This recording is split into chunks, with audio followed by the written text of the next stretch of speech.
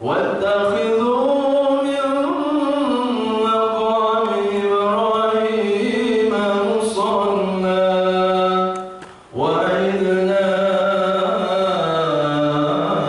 إلى إبراهيم وإسماعيل أن طهرا بيتي للطائفين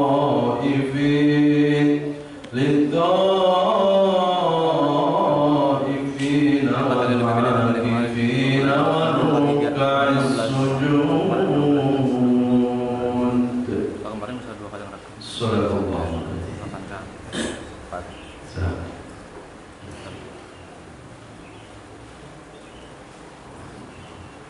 Dan ingatlah ketika Ibrahim diuji Tuhannya dengan beberapa kalimat, lalu dia melaksanakannya dengan sempurna. Dia Allah berfirman, sesungguhnya aku menjadikan engkau sebagai pemimpin bagi seluruh manusia. Dia Ibrahim berkata, dan juga dari anak cucuku. Allah berfirman, benar, tetapi janjiku tidak berlaku bagi orang-orang zalim. Dan ingatlah ketika kami menjadikan rumah atau Ka'bah tempat berkumpul dan tempat yang aman bagi manusia, dan dijadikanlah makam Ibrahim itu tempat sholat. Dan telah kami perintahkan kepada Ibrahim dan Ismail, bersihkanlah rumahku untuk orang-orang yang tawaf, orang yang istighfar, orang yang rukuk, dan orang yang sujud. Sadaqallahu alazim. Sadaqallahul azim. Allah atas segala firman-Nya. Bismillahirrahmanirrahim. Surat Al-Baqarah ayat 124 tadi sedikit menjelaskan tentang sosok atau profil dari pribadi Nabi Ibrahim alaihissalam. Dalam sejarah, Nabi Ibrahim selain disebut dengan Nabiullah, Rasulullah, utusan Allah, Nabi Ibrahim dalam sejarah juga disebut dengan Abul Anbiya wal Mursalin, yaitu bapaknya Nabi dan bapaknya Rasul. Nabi Ibrahim dalam sejarah juga disebut dengan Abu Tauhid, yaitu bapaknya keimanan. Nabi Ibrahim dalam sejarah juga disebut dengan Abul Ibtila, bapaknya cobaan, bapaknya ujian. Nabi Ibrahim dalam sejarah juga disebut Khalilullah, yaitu kekasih Allah Subhanahu wa Ta'ala. Kita mulai dari gelar Nabi Ibrahim, yaitu Abul Anbiya wal Mursalin, bapaknya para nabi dan bapaknya para rasul. Kenapa Nabi Ibrahim dapat gelar bapaknya nabi dan bapaknya rasul? Karena semua anak keturunan Nabi Ibrahim itu menjadi nabi dan menjadi rasul.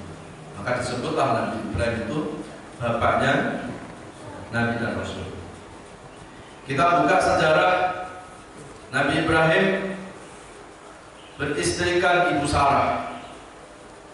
Lama ketika menikah dengan Ibu Sarah tidak diberikan keturunan, dan diindikasikan Ibu Sarah itu dalam keadaan mandul. Maka akhirnya Ibu Sarah meminta kepada Nabi Ibrahim, sekiranya Nabi Ibrahim untuk mencari istri lagi yang sekiranya istri itu subur kandungannya, diharapkan kelak punya keturunan. Ketika sepeninggalnya Nabi Ibrahim, kemudian anak keturunan ini akan melanjutkan perjuangannya. Akhirnya Nabi Ibrahim menikah dengan Ibu Hajar. Dari Ibu Hajar melahirkan anak yang bernama Ismail. Lahirnya Nabi Ismail ada di Mekah, persisnya di perbatasan antara Safa dan Marwah.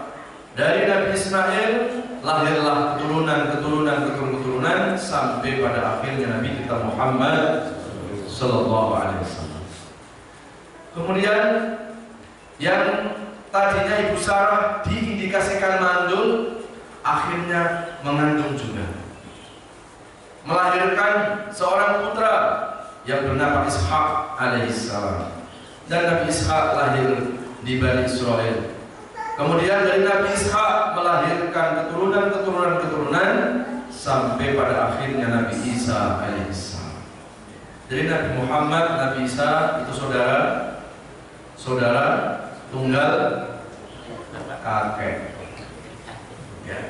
Kalau Nabi Muhammad sama Nabi Isa itu saudara tunggal kakek yang bersumber dari Nabi Ibrahim, maka jelas tidak ada perbedaan ajaran-ajaran beliau. Tidak ada perbedaan ajaran Nabi Muhammad dengan Nabi Isa.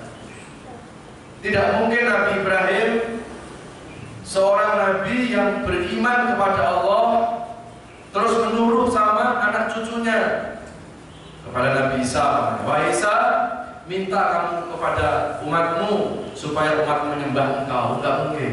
Oh, Nabi Ibrahim saja menyembah Allah. Pasti Nabi Ibrahim akan mengajarkan supaya anak cucunya juga menyembah Allah. Jadi enggak mungkin Nabi Isa minta kepada umatnya, umatku, jadikan aku anak Tuhan, kemudian kamu sembah aku. Enggak mungkin. Karena Nabi Isa sendiri juga menyembah Allah. Kalau Nabi Isa menyembah Allah, harusnya pengikut-pengikut setianya juga mengikuti yang disembah oleh Nabi Isa alaihissalam.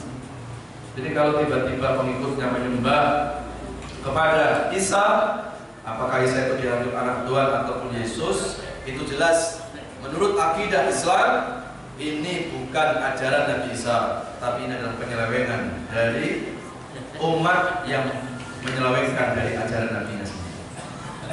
Ini dalam akidah Islamiyah.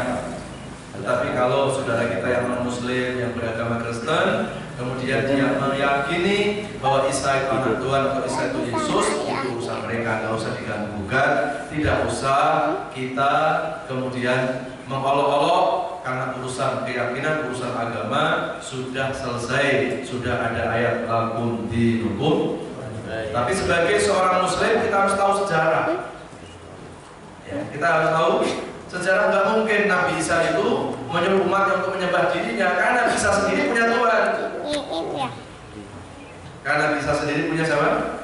Punya Allah. Sama seperti kita mencintai Nabi Muhammad. Kalau orang itu mencintai Nabi Muhammad, harusnya orang itu menyembah yang disembah oleh Nabi Muhammad. Nabi Muhammad menyembah siapa? Allah. Maka kita umatnya tidak menyembah Nabi Muhammad. Kita umatnya harusnya menyembah Allah Subhanahu wa Ta'ala. Begitu juga Nabi Isa menyembah Allah, maka pengikut-pengikut setianya juga harus mengikuti apa yang disembah oleh Nabi Isa alaihissalam. Ini akidah Islamiyah yang harus kita yakini. Kemudian kalau kita lihat sejarah tadi, maka bisa kita ambil ibrah. Kita bisa ambil pelajaran. Karena hari ini temanya adalah belajar dari Nabi Ibrahim. Apa yang bisa kita ambil dari Nabi Ibrahim? Kenapa anak cucunya menjadi Nabi dan Rasul? Maka pelajaran yang kita ambil adalah kalau kita sebagai orang tua mengharapkan anak cucu kita menjadi anak cucu yang soleh dan solehah, maka mau nggak mau kita orang tua juga harus berperilaku soleh seperti Nabi Ibrahim alaihissalam. Jadi kalau hari ini ada orang tua kepingin punya anak soleh, nggak cukup hanya dikasih nama Muhammad Soleh, nggak cukup hanya berdoa ya Allah jadikan kami anak soleh, nggak cukup hanya disekolahkan, nggak cukup hanya dipesantrenkan. Tetapi kalau orang tua kepingin punya anak soleh, pastikan orang tua itu juga punya perilaku soleh juga. Ini pelajaran pertama dari Nabi Ibrahim. Kalau Nabi Ibrahim anak cucunya soleh, ya karena memang Nabi Ibrahim adalah orang tua yang soleh. Ini pelajaran yang pertama. Pelajaran yang kedua, Nabi Ibrahim dalam sejarah disebut apa tadi? Abu Tauhid, bapaknya keimanan. Kenapa Nabi Ibrahim mendapat julukan bapaknya keimanan? Karena Nabi Ibrahim mendapatkan iman itu bukan dari orang tuanya. Nabi Ibrahim mendapatkan iman bukan dari orang tuanya, bukan diwarisi agama keluarganya. Karena menurut sejarah, ayah Nabi Ibrahim itu pendesain berhala. Ayah Nabi Ibrahim itu musuhnya Allah. Ini Allah sebutkan dalam surat At-Taubah surat 9 ayat 114. Surat 9 ayat 114. A'udzu billahi minasyaitonir rajim. Bismillahirrahmanirrahim. Wa ma kana istighfaru Ibrahim li abihi illa an mau'idatin wa'adaha iyyah. Falamma tabayyana lahu annahu 'aduwwun lillahi tabarra'a inna Ibrahim la'awwahun halim. Ada permohonan ampunan Ibrahim kepada Allah untuk bapaknya tidak lain hanyalah karena suatu janji yang telah dikatakannya pada bapaknya.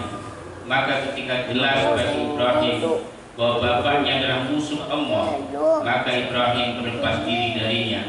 Sungguh Ibrahim itu seorang yang sangat lembut hatinya, lagi penyantun. Sadaqallahu adzim. Maha benar Allah atas segala firman-Nya. Ini ayat yang menjelaskan tentang profil dari ayah Nabi Ibrahim. Jadi Nabi Ibrahim itu ayahnya musuh Allah, nggak main-main. Musuh Allah. Di ayat itu Allah jelaskan pernah Nabi Ibrahim itu memintakan ampun untuk orang tuanya. Itu karena ada perjanjian sebelum Nabi Ibrahim itu masuk agama tauhid, sebelum beriman kepada Allah. Tapi begitu sudah jelas ayah Ibrahim itu musuhnya Allah, Ibrahim pun berlepas, artinya sudah tidak memintakan ampun lagi kepada ayahnya. Nah, ini menjadi batasan toleransi. Selama ini kalau kita mengartikan toleransi atau pluralisme dan seterusnya itu seolah-olah tanpa batas. Toleransi kepada umat yang berbeda agama itu lebih banyak dalam urusan-urusan muamalah, urusan-urusan kemanusiaan. Kita ke tetangga non-muslim, tak sakit tengok, nggak apa-apa. Ya. Kita punya tetangga kita non-muslim lagi meninggal dunia, boleh nggak kita takziah? Boleh nggak kita mengantarkan ke kuburannya? Boleh. Itu bentuk dari kemanusiaan. Tapi ketika sudah mulai disembahyangkan, sudah mulai didoakan, jangan itu atas nama toleransi. Kamu mau ikut sembahyang juga? Toleransi. Toleransi kebablasan. Toleransi itu dalam amalah, bukan dalam urusan ubudiyah, bukan dalam urusan akidah. Jadi kalau sudah menyangkut urusan ubudiyah, sudah menyangkut urusan ibadah, lakum dinukum, termasuk urusan ubudiyah, akidah itu apa Pak? Memintakan ampun. Ada orang muslim meninggal dunia terus kita minta ampun, ya Allah ampuni ya Allah, ahlul mayit ini ya Allah, itu nggak boleh Pak. Ya, yang bilang nggak boleh bukan Ustaz Allah, yang bilang nggak boleh adalah Al-Quran. Hanya satu yang nggak boleh memintakan ampun. Tapi kalau mendoakan yang lain-lain seperti mendoakan dapat hidayah, boleh. Ya Allah tunjukkan ya Allah pada hidayahmu, boleh. Atau kita doakan mudah-mudahan sehat, boleh. Mudah-mudahan usahanya lancar, boleh. Itu urusan malah. Tapi begitu sudah memintakan ampunan kepada Allah, itu harus sesama umat Islam. Harus sesama apa? Harus sesama umat Islam. Ada yang bertanya, kenapa sih Pak kok cuma hanya minta ampunan saja kok nggak boleh? Mau dijawab Pak? Mau dijawab? Kan nggak ada yang bertanya. Ada yang bertanya, kenapa sih cuma minta ampun saja kok nggak boleh? Kan cuma hanya minta ampun kepada Allah.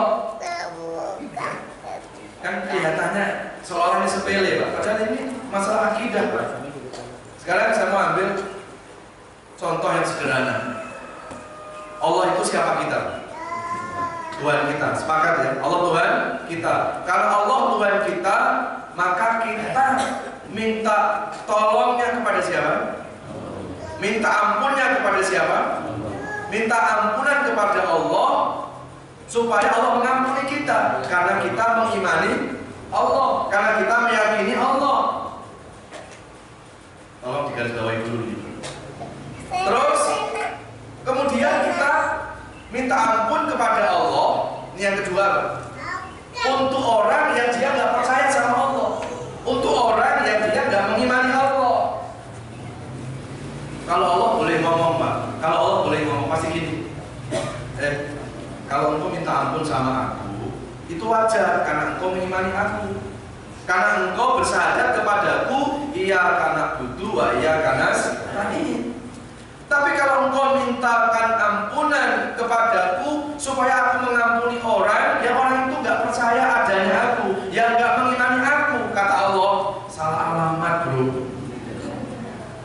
Salah apa? Salah alamat, kata Allah, salah. Harusnya dia minta ampunan kepada Tuhan yang diimaninya. Kalau engkau nggak salah, karena engkau mengimani aku, kata Allah. Nah kalau orang itu nggak mengimani aku, ya harusnya dia minta kepada Tuhannya yang diimaninya. Kira-kira fair nggak? Kalau saya bilang Islam ekstrim, yang mana ekstrimnya? Ya, gitu. Kalau Islam hanya gara-gara ini, Pak, keras amat itu Islam, amat aja nggak keras. Ya. Kok gitu amat Islam? Jadi gara-gara satu ini seolah-olah Islam ini adalah selalu diarahkan berpahaman radikal, berpahaman apa? Apa namanya? Ekstremis, senang melakukan tindakan-tindakan kekerasan, nanti ujung-ujungnya anti Pancasila dan seterusnya, nggak toleransi, intoleran dan seterusnya. Saya kira terlalu berlebihan. Orang terlalu berlebihan itu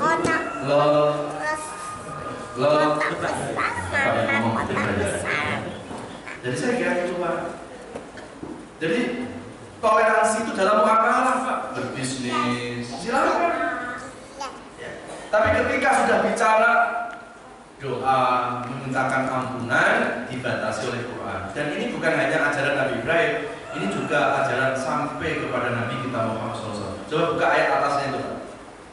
Tadi kan At-Taubah surah 9 ayat 114. Sekarang At-Taubah 113. Jadi syariat memintakan ampunan kepada orang non-muslim itu gak dibolehkan dalam agama kita. Bahkan di 113 itu, walaupun itu kerabat kita, itu ayatnya begitu ya. Coba dilihat surah At-Taubah surah 9 ayat 113. A'udzubillahi minasyaitonirrajim. Bismillahirrahmanirrahim. Ma kana lin-nabiyyi wal-ladzina amanu an yastaghfiru lil-musyrikin walau kanu uli qurba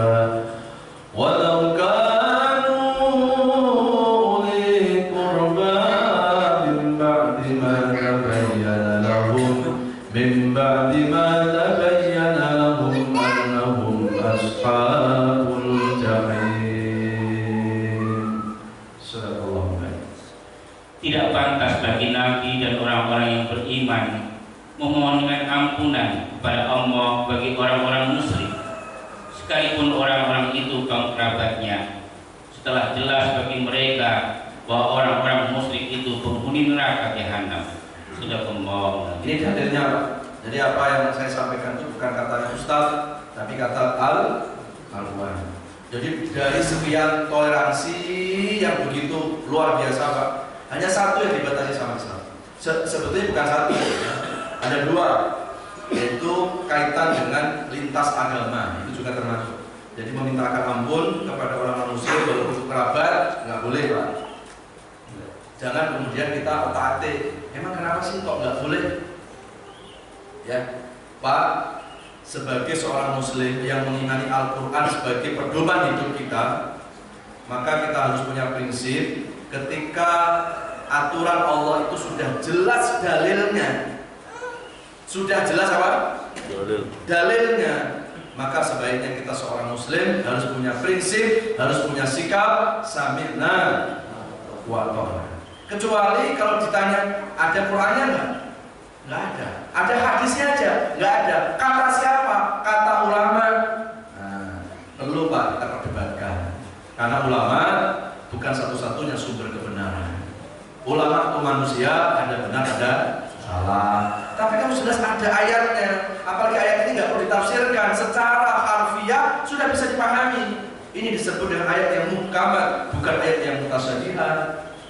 Jadi nggak perlu harus diotak-atik dengan akal. Akhirnya muncul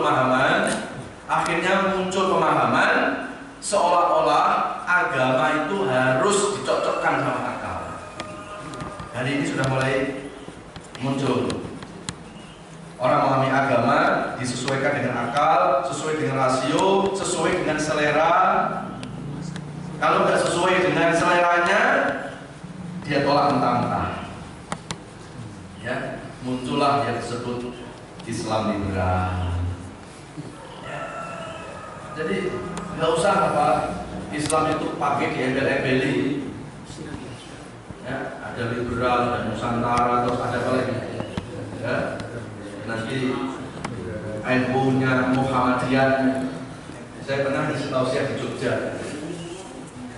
Karena rata-rata tabligh akbar umum Pak, dan tidak dilaksanakan di masjid, di lapangan. Saya tanya, ini nanti hadir semuanya muslim kan? Saya bilang, muslim semuanya Pak, kecuali yang dari gang sana. Loh, yang gang sana agamanya apa? Muhammadiyah. Bingung saya. Jadi kecuali yang sana memang Muhammadiyah itu agama. Ini pemahaman di bawah tuh Pak, seperti itu Pak. Kamu NU, kamu apa? Persis. Padahal di dalam Quran Al-Imran surat 3 103 Allah itu menyuruh kita bahwa qasimu bihablillah, supaya kita itu berpegang teguh dengan agama Islam. Tidak berpegang teguh dengan golongan, tidak berpegang teguh dengan mazhab, tidak berpegang teguh dengan apa? Kelompok. Tapi hari ini berapa banyak orang berjuang bukan untuk Islamnya, tapi untuk golongannya, untuk kelompoknya. Islam diganggu biasa, tapi kelompoknya diganggu, marahnya luar biasa. Ya, hari ini kita lihat.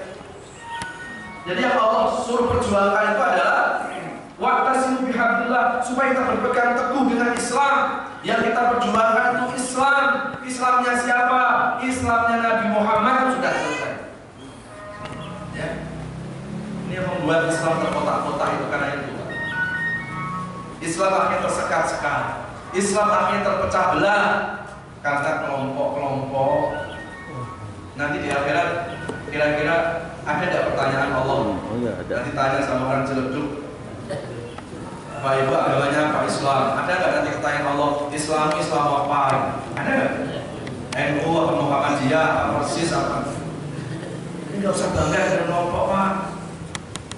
Ini ada skenario besar, ada konspirasi busuk. Memang sengaja Islam itu dikasih label-label supaya Islam itu terkotak-kotak, supaya Islam itu tersekat, supaya Islam itu nggak bersatu. Jangan mau kita. Ini ada skenario besar, apalagi di negeri ini mayoritas adalah umat Islam. Maka mereka musuh-musuh Islam, mereka tahu untuk menghancurkan Islam. Nggak bisa hanya membakar masjidnya, nggak bisa hanya membakar Quran, marah semuanya orang Islam. Tetapi untuk menghancurkan Islam, mengadu domba umat Islam. Tujuannya apa? Kalau bangsa teradu domba di negeri ini, supaya mereka bisa menguasai aset-aset negeri ini. Dan apa sekarang kalau kita lihat apa yang nggak dikuasai oleh mereka ini? Pemerintahan saja sekarang sudah mulai dikuasai. Loh, enggak, pemerintahan masih banyak orang pribumi, iya. Tapi kebijakannya sudah mulai disetir oleh yang punya modal. Pak Ustadz jangan ngomong gitu, nggak ditangkap. Kalau ditangkap gimana? Tanggung jawab. Benar. Saya sih ada tanggung jawab Pak Ibu. Iya. Undang. Jadi ini yang harus kita sadari Pak. Jangan mau diadu domba kita. Apalagi ini masalah fikih, apalagi ini masalah faham. Sudah mulai kita terkotak-kotak. Hanya gara-gara beda kunut, nggak kunut ribut. Hanya gara-gara beda habis sholat wirid kenceng, wirid pelan rame. Hanya gara-gara beda tahiyat goyang-goyang sama diem rame. Hanya gara-gara sholat ya celana cingkrang sama nggak cingkrang ribut. Apa yang nggak jadi ribut di negeri ini? Ya, jangan mau diadu domba. Harus bersatu, ya, harus kompak. Dan ini kayak penyakit kanker Pak. Penyakit ini Pak sudah mulai berjalan Pak. Bukan hanya kepada para tokoh agama, sudah mulai pelan-pelan Pak merambat masuk ke dalam masjid. Ya, nggak tahu masjid di Cilacap sini. Ya, dan mulai itu Pak. Hanya gara-gara beda paham saja, kayak nggak kenal loh sama tetangga sebelah.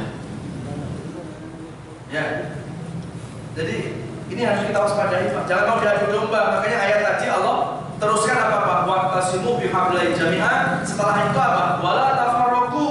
Setelah kita memperjuangkan agama Allah, jangan dipecah belah. Nah, yang pesan itu Allah Pak. Jangan dipecah belah.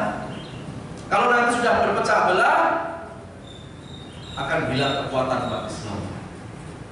Akan hilang persatuan umat. Dan kita lihat Pak, sekarang ini negara-negara Islam di Timur Tengah sudah porak-poranda. Karena di situ terjadi konflik-konflik internal antar umat Islam. Ini sekarang sudah mulai Pak, Zionisnya lari ke Indonesia. Lagi sebentar lagi nanti ada suasana memanas lagi. Nah, ini juga harus kita waspadai. Jangan mau diadu domba. Taruhlah Pak, cara mereka mengadu domba bukan dari tingkat awam Pak. Kalau tingkat awam yang diadu domba, orang awam Pak, paling yang berantem cuma 2 orang. Tapi ini yang diadu domba adalah tokoh-tokoh yang punya massa, yang punya umat. Ya, sekarang mulai diadu domba. Ya, NU-nya diadu domba dengan apa? Diadu domba dengan organisasi ormas-ormas yang lain. Sekarang begitu. Apa caranya Pak? Karena kalau tokoh ini sudah diwarnai, maka dia secara langsung sudah mewarnai sekian banyak masyarakat di negeri. NU saja itu kurang lebih 70% Indonesia itu NU. Ya. Dan sisanya adalah Muhammadiyah. 2 organisasi besar ini Pak, ini aset negeri ini Pak. Jangan mau diadu domba. Ya. Jangan mau diadu domba.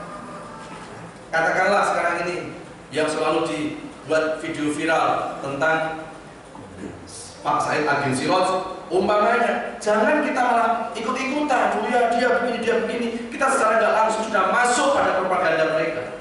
Kalau mau, datangin ke sana, kasih tahu. Ya. Jadi saya bukan pendukung beliau, tapi saya melihat ini ada skenario memang ke arah itu. Ya, ke arah itu. Bagaimana dulu NU punya sisi juang dalam merdekakan negeri ini. Ya, ini mau dihancurkan dulu supaya di NU sendiri pecah. Ya. Jadi ini yang harus kita waspadai. Taruhlah kalau yang salah itu adalah seseorang itu, kita jangan menghancurkan lembaganya. Ini hasil negeri. Ya, yang salah ya personalnya kan. Tapi NU harus kita jaga. Ya, NU harus dijaga. Muhammadiyah harus dijaga. Nah, sekarang ini kita lihat Pak, yang Muhammadiyah sudah mulai Pak diangkat isu sedikit. Masalah apa? Masalah pendidikan. Karena Menteri Pendidikan sekarang adalah tokoh Muhammadiyah. Beliau juga salah satu rektor dulu sebelum menjadi Menteri, rektor Muhammadiyah di Malang. Nah, sekarang ambil kebijakan yang kontroversi tentang sekolah yang 5 hari. Kemudian apa? NU langsung menolak. Hati-hati juga Pak ini. Ya. Jadi ini hal-hal yang nggak boleh kita lengah. Ini adalah intelijensi sudah tingkat tinggi. Seolah-olah kita ini membela Islam, padahal sebetulnya kita telah masuk dalam propaganda mereka. Hanya kita. NU bagaimanapun itu aset kita, Muhammadiyah juga aset kita.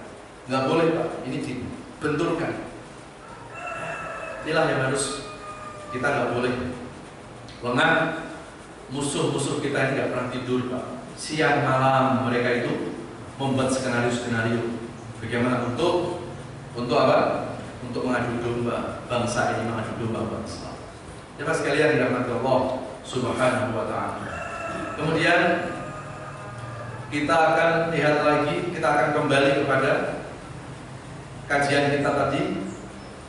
Yang kedua, Nabi Ibrahim tadi disebut apa? Bapaknya keimanan. Ya, karena anak cucu Nabi Ibrahim. Karena Ibrahim itu tidak diberikan warisan agama Islam oleh kedua orang tuanya.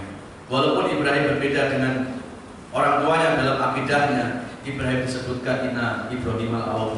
Ibrahim lembut Pak, nggak pernah membenci orang tuanya. Ini juga menjadi prinsip buat kita. Andai kata keluarga kita non Muslim, nggak ada alasan kita putusin silaturahim Pak.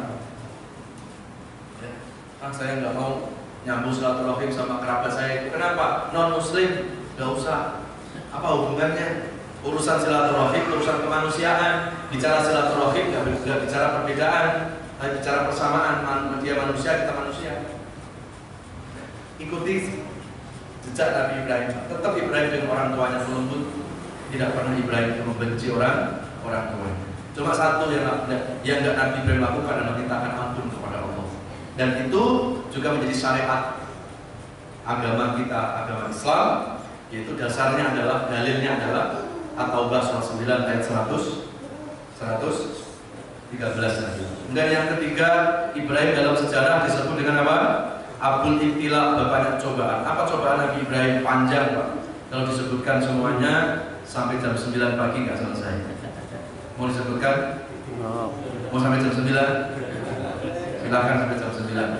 Habis ini Pak Ustaz pulang. Yang ketiga, Ibrahim disebut dengan Abul Ibtila, bapaknya cobaan. Cobaan bertubi-tubi nggak pernah selesai. Diuji Ibrahim usia muda ketika memasuki agama tauhid, agama Islam. Ibrahim harus diusir oleh orang tuanya. Ya, saat itu Ibrahim masih bergantung hidupnya sama orang tua, masih muda. Tapi Ibrahim pun rela meninggalkan orang tuanya demi untuk mencintai Allah, demi untuk mempertahankan keimanannya. Ini pelajaran yang bisa kita ambil. Kalau urusan iman Pak, jangan dikorbankan hanya karena keluarga, hanya gara-gara dunia, harta, jabatan. Jangan. Ya, kalau Ibrahim karena iman rela mengorbankan keluarganya, rela mengorbankan jiwanya. Tapi hari ini kita lihat Pak, bukan orang mengorbankan harta, jiwa untuk imannya. Tapi hari ini berapa banyak orang mengorbankan iman karena harta, mengorbankan iman karena jabatannya. Berapa banyak sekarang orang ini menjadikan agama itu komoditi untuk sampai pada tujuannya. Ya. Belum jadi pejabat, luar biasa, janji-janji setinggi langit. Belum jadi pejabat, rajin baca ayat kursi, sudah dapat kursi lupa ayat. Kemudian Ibrahim diuji lagi apa? Berhadapan dengan raja diktator Namrud, dibakar hidup-hidup. Akhirnya Allah selamatkan. Allah sampaikan jana rukuni bardan wassalam ala Ibrahim. Ya Allah, wahai api, kata Allah, dingin engkau dan selamatkan Ibrahim. Allah menyuruh api dingin, api nurut Pak. Berarti yang ngasih panas api siapa? Yang ngasih hidup siapa? Yang ngasih mati siapa? Kalau yang ngasih mati adalah Allah, maka Ibrahim yakin walaupun Namrud berusaha untuk membakarku, kalau Allah belum matikan aku, nggak bakal aku mati. Itu keyakinan yang begitu kuat di dalam hati Ibrahim alaihissalam. Jadi kita jangan ikut-ikutan. Kita jangan ikut kita habis mengajar langsung nyalain pokok, langsung baca ya rukun ibad dan wassalamu ala Ibrahim. Oh, yang disuruh dingin kepada Nabi Ibrahim untuk kita. Ya, nggak akan apa? Nggak akan ngantuk. Ya, mungkin kita bisa baca ayat itu, tetapi apakah iman kita sudah sampai kepada iman Ibrahim belum, Pak? Boro-boro kita dibakar, Pak. Ya, kadang tanggal tua, tanggal muda aja bisa berubah iman kita. Ya. Kemudian Ibrahim diuji lagi apa? Disuruh sunat khitan usianya 93 tahun. Terus, ya, di sini ada yang 93 tahun umurnya. Berani nggak Pak? Khitan sendiri, motong sendiri. Ya. Saat itu belum ada laser. Ibrahim melakukan Pak khitan. Dan ternyata sekarang khitan itu ternyata diteliti ada dimensi medikal yang baik buat kesehatan. Itulah syariat Allah. Gak mungkin aturan Allah itu lebih jelek dari aturannya manusia. Ya. Jadi apa yang dimaui oleh Allah itu pasti membawa kebaikan. Jadi kalau Allah sudah mengatur, sudah ikuti saja.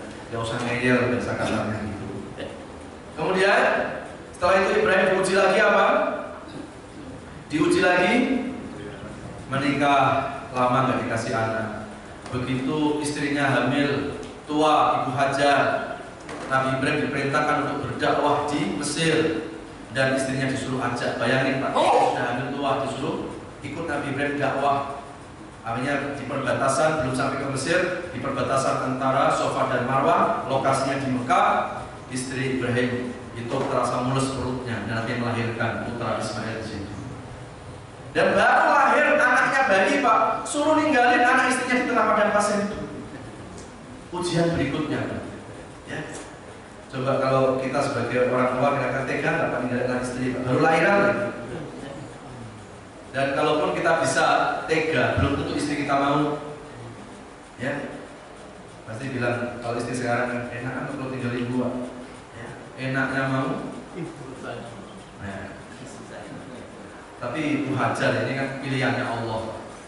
Jodoh Ibrahim yang datengin itu Allah. Benar-benar memang tujuan Ibrahim saat itu bukan untuk nafsu, untuk cari keturunan, Pak. Dan setelah itu Ibrahim pun pergi.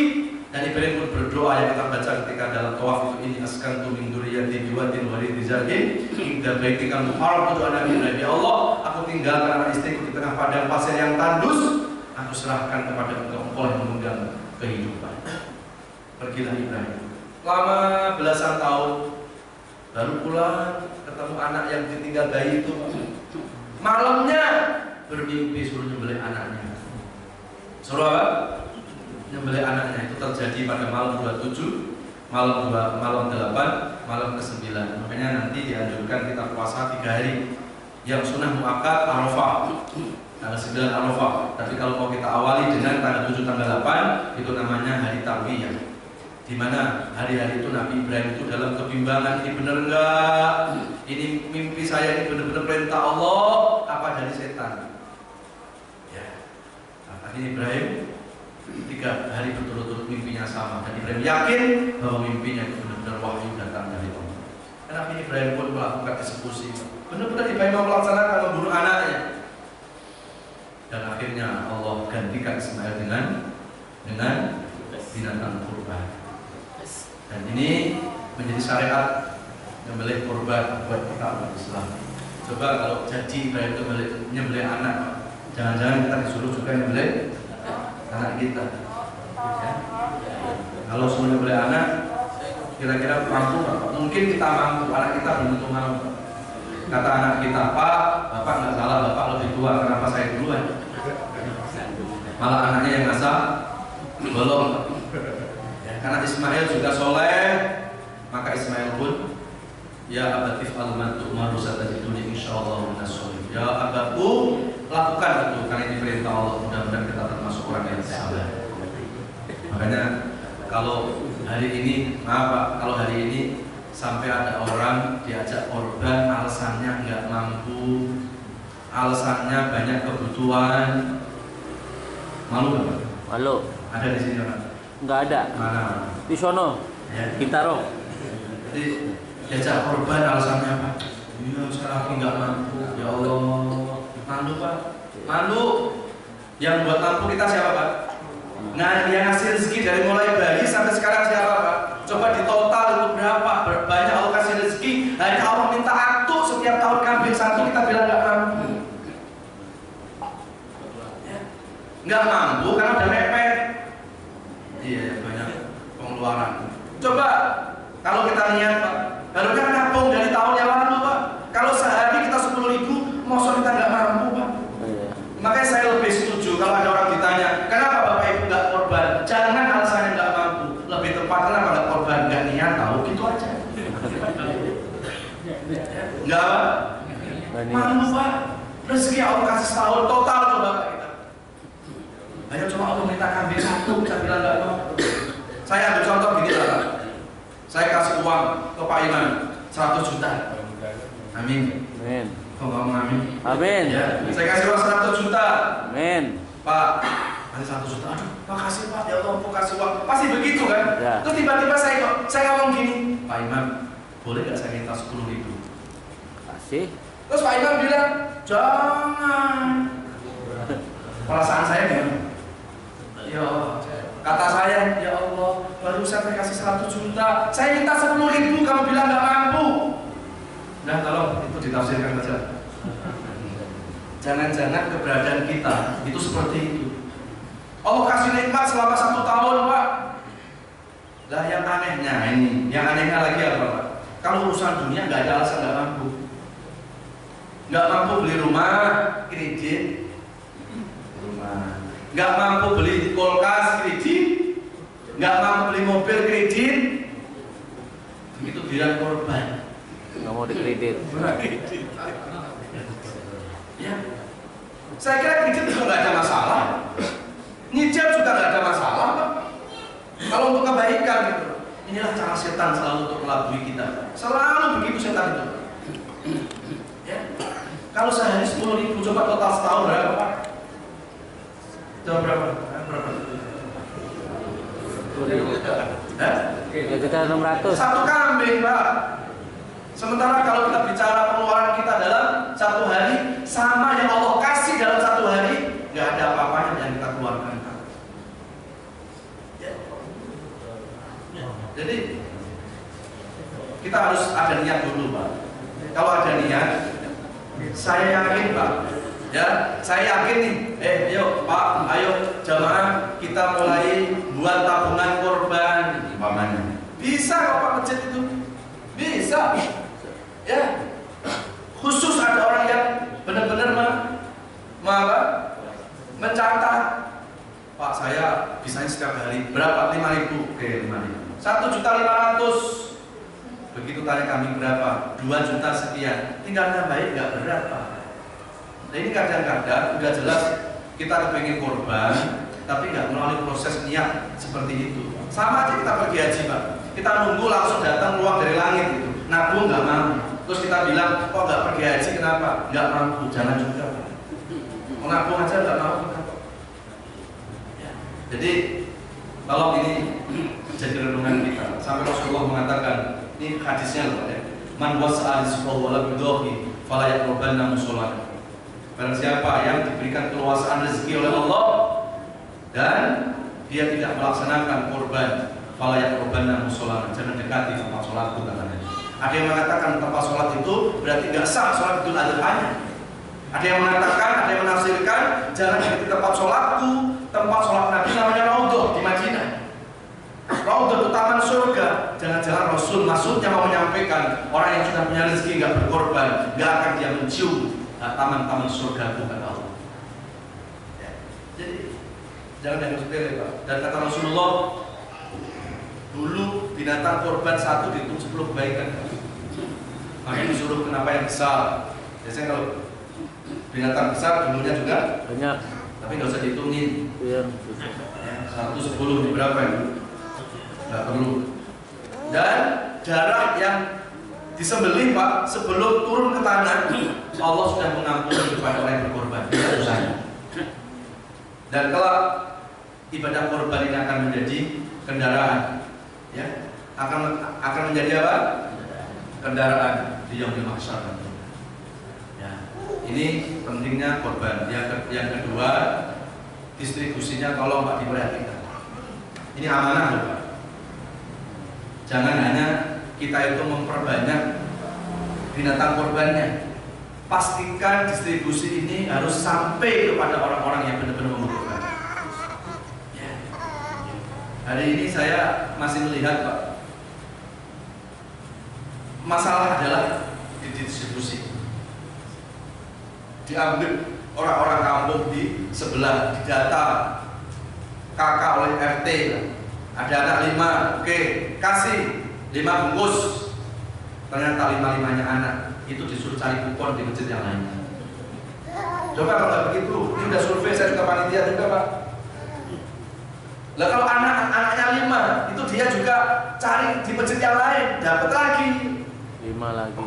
nanti suruh ngambil lagi Pak. Kayak begitu Pak. Maka kalau menurut iman saya, coba sekali tengok ke daerah-daerah. Tengok ke daerah-daerah, nggak ada salahnya, nggak ada salahnya. Masjid mengkoordinir, tidak harus diberikan binatang di sini. Toh sebetulnya untuk umat tuh.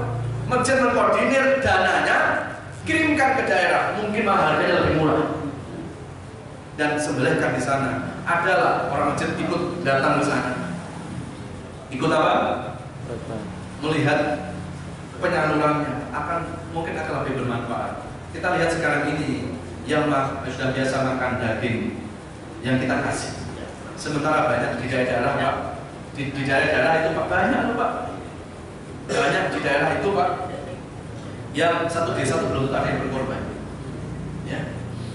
Dan saya tahun lalu itu saya coba menyalurkan korban dari jamaah ke daerah NTT Pak, daerah Malaka, daerah Atambua, daerah perbatasan Pak. Ya Allah, mereka luar biasa antusias. Di sana umat Islam kita minoritas, dan dari sisi kondisi ekonominya pun juga sama, perlu diperhatikan oleh kita.